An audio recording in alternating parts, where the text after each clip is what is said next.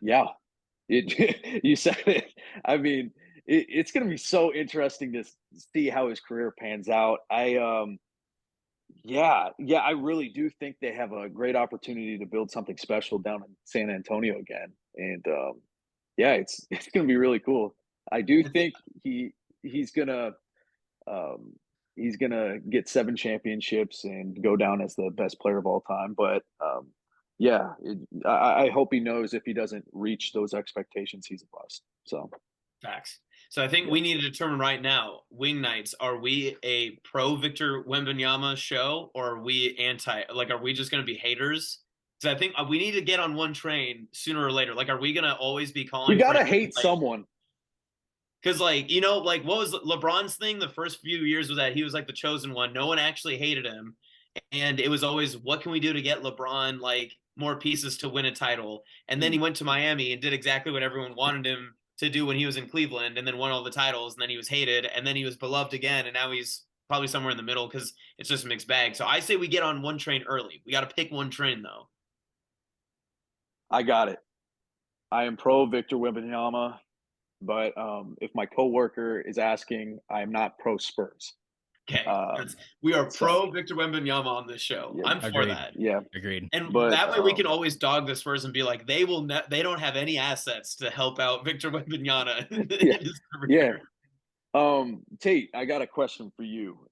So, Victor, going down to San Antonio, how many big women do you think he's going to take down in his first month?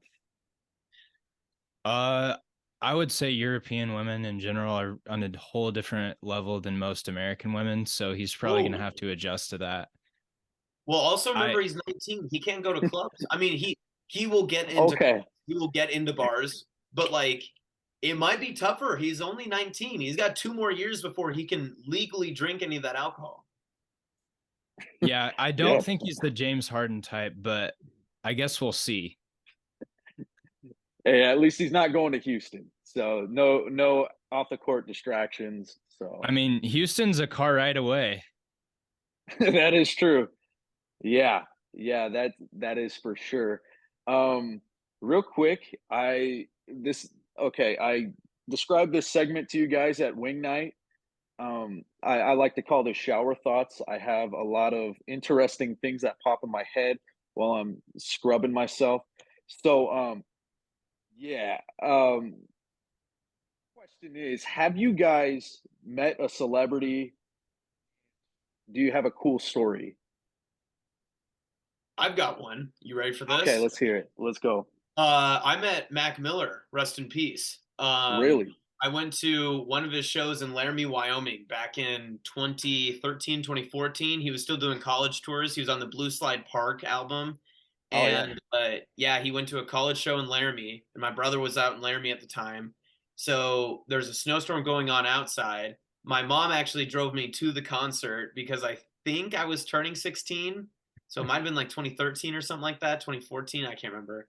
Um, but we stayed at a Holiday Inn Express, and because if you're familiar with Laramie and the snow and everything, once it snows, there's one road that gets you into Laramie on the interstate called Laramie Pass, and if there's snow or wind on like a significant level, they can't clear it, so they just shut it down.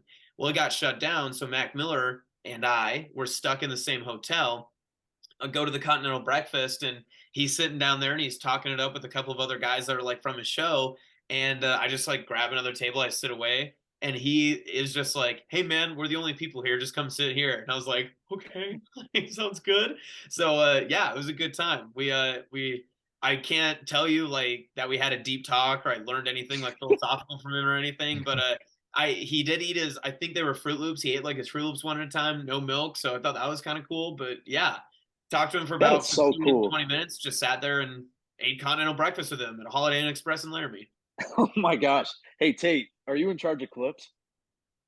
Um, I originally said so, but Whoever's in charge of clips, clip that. That is an amazing story. yeah, I We'll definitely, figure that out later. We'll figure Oh my that out goodness, later. that's another problem. That's another yeah. Yeah, thing. yeah, Austin, that is a great story. I was not expecting that. Obviously, R.I.P. Mac Miller. Tate was a huge Mac Miller fan and was very distraught when he passed away. He knew exactly who he was. And yeah, Tate, would you like to speak to that? Yeah, so I actually didn't know who Mac Miller was until like 2 years after he died. So I remember I was at a New Year's Eve party and there was a song player playing and someone was like, "Oh, R.I.P. Mac Miller." And I was like, "Well, who's that?" So I can say I now know who Mac Miller is, and it is very cool that Austin has met him because I definitely don't have a celebrity story like that. So Do you have a celebrity story? I have one if you don't for yourself. You the took only Tom Crop's one, class. the What's up? what? You took Tom Crop's class. I did take that, but the only one that I can think of is I have had a conversation with the R&B artist Pink Sweats on Instagram. I DM'd him to try and perform at Josh's wedding, doing my best man duties, you know. Respect. But Best man. he said unfortunately he was busy that weekend, so he wasn't able to perform. But I will continually DM him to come on this podcast and see if he wants to Show. make an The show. appearance. Yep, The this show. show, this The show. show. My bad, Yeah. I The show. misspoke. Yeah. Yeah. Thank you. Thank you for correcting yourself. So Yeah, that's honestly speaks to how cool Pink Sweats is. Like, if I saw that DM from a random guy that wasn't even offering money, I would be like, I'm not gonna respond to this guy. But no, that's really cool. I'm glad that happened. And you called me at work that day. You called me probably 5 times. You're like, dude, I think I might get Pink Sweats to perform at your wedding reception. I was like, wait, hold on. And I was around a bunch of construction workers, and they're like, what is this dude's problem? Why is he so excited?" But no, that my story for you was going to be Mountain Man from Duck Dynasty. oh yeah, You I met have met him. you met him. Talks Took an just as awesome slow in picture. person too.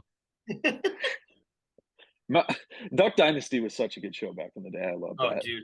I was a Swamp People person, and so when everyone was watching Duck Dynasty, I was like, what are these like mainstream idiots doing? Like Swamp People's the way to go. You watch Swamp People or die. Like that everyone else talked about like they would get out of like practices and stuff and they'd watch like Sports Center first thing or they would have like some other show. I watched two shows when I was growing up. I watched Swamp People and I watched Survivor. And if I know anything, I know I could survive in the Everglades because I knew and I just I got it. I got it down. So Yeah, if I ever go missing, it's because I have left the life that I built here to go be a swamp person down in Louisiana. That's what I'll do. yeah, dude.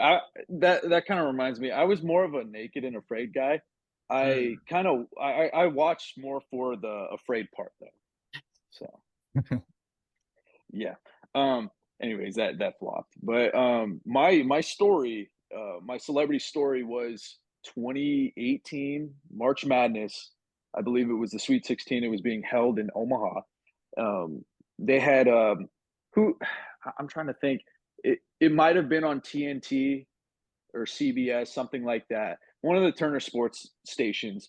Um, Kevin Harlan, somebody else. Bill Raftery and Grant Hill were calling the game, and I saw from across the gym. I was like, "What the heck?" People are like talking to Grant Hill and like asking him for pictures and stuff. And I was like, "I'm gonna go over." I told my family, "I'm gonna go over there and get a picture with him." And my mom was more determined on getting that picture than I was because I was super nervous, and she was like, "Let's go, let's go do it." And yeah, I walk over like a dork with my Dippin' Dots I bought 2 minutes before, um, and yeah, I wait in line for a little bit and finally get to meet Grant Hill. He was the nicest guy. I don't even know if I squeaked out a hello. I was so nervous meeting him. I really wanted to uh, talk to him about probably something everybody else talked to him about that day. So yeah, it was just no, it was a cool interaction. He's a very nice guy, but shout out to my mom for making that happen. The pictures the picture's pretty yeah, I was definitely in my awkward stage in that picture. So yeah, Were it was you a a great memory haymaker though. at the time or were you a whippet? I was on the cusp. So that was early 2018. You were in the That portal? I just like we were discussing it on that trip. I specifically remember I was like, "Man, I don't know. I don't know if I want to stick around and figure out what's going to happen next year." And yeah, we kind of had that discussion, and Long story short, right after that trip, I was in the portal. So Good to know. Good to know. Hey, yeah, I have another one if you take bonus stories. let's So, go. was at a wedding this past year and got to shake the hand of a man I admire very much. Met the great Seth Denny. It was a thrilling experience. Changed my life for the Nice, big fan of nice, him, dude. huge fan.